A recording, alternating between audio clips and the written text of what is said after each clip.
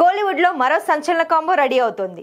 Super star Rajinikanth, ఉలగ Nayagan Kamal Haasan combination లో cinema తెరకెక్కుతోంది.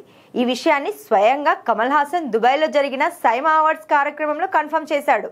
అయితే ఈ సినిమాను తమిళ స్టార్ దర్శకుడు లోకేష్ కనగరాజు డైరెక్ట్ చేస్తాడని వార్తలు వచ్చాయి. కానీ అది వాస్తవం కాదని తమిళ మీడియా సమాచారం. లోకేష్ కనగరాజు ఈ సినిమాకు కథ మాత్రమే అందించబోతున్నాడట. లోకేష్ కథతో తమిళ young hero cum director Pradeep Ranganath దర్శకత్వంలో రజనీకాంత్, కమల్ హాసన్ నటించబోతున్నారట. ప్రస్తుతం ప్రదీప్ రంగనాథ్ హీరోగా లవ్ ఇన్సూరెన్స్ కంపెనీ, డ్యూడ్ సినిమాలను ఫినిష్ చేసేశాడు. దీపావళికి ఈ సినిమాలు రిలీజ్ కాబోతున్నాయి. హీరోగా మరే ఇతర సినిమాలకు సంతకం చేయలేదు.